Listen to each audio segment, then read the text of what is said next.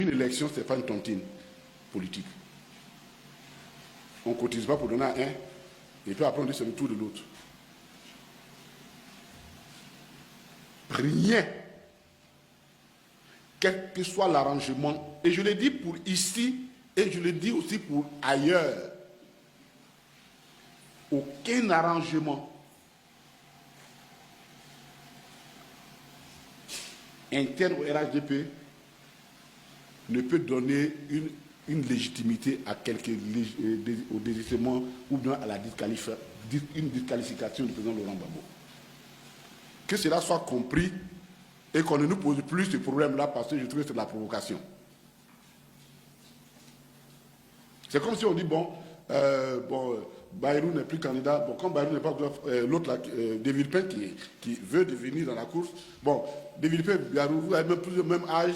Bon, comme Bayrou ne peut pas être candidat, De Villepin, bon, c'est quoi ça, tout ça là? Donc ça, c'est une question fondamentale à laquelle nous tenons pour ne pas qu'on nous repose cette question-là. C'est pourquoi nous avons commencé le parrainage. Hein. Le président exécutif était à une délégation à la formation sur les parrainages.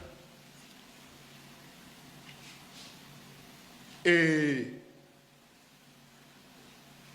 heureusement que la raison a fini par prévaloir. On avait entendu un responsable de la CEI dire qu'eux, ils donneraient leur liste définitive qu'aux personnes qui sont inscrites sur la liste électorale. Bon, je crois que, comme on dit, la nuit porte conseil, la nuit a dû leur porter conseil. Je crois qu'ils sont revenus à des meilleurs sentiments, on ne va pas revenir là-dessus, mais ce n'est pas leur compétence. Parfois, il faut raisonner de façon simple.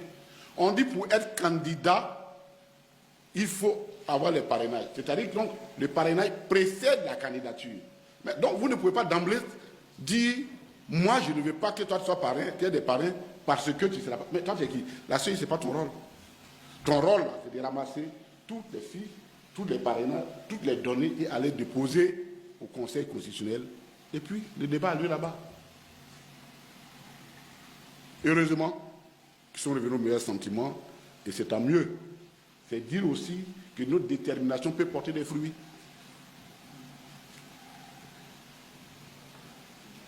Donc, cela est important.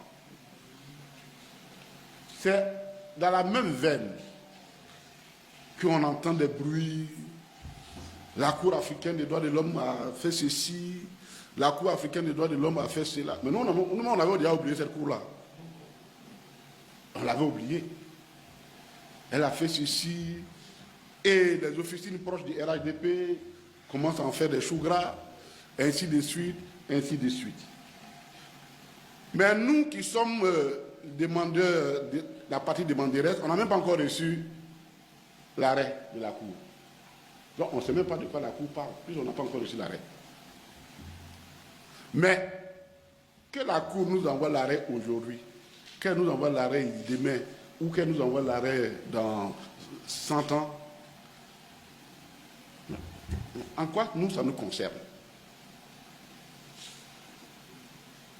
Mais le gouvernement ivoirien a dit,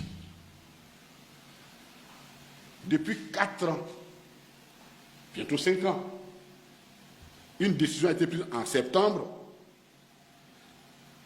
dit que lui, là, il n'applique pas les décisions de la Cour africaine des droits de l'homme. Pour nous, là, c'est fini. C'est fini.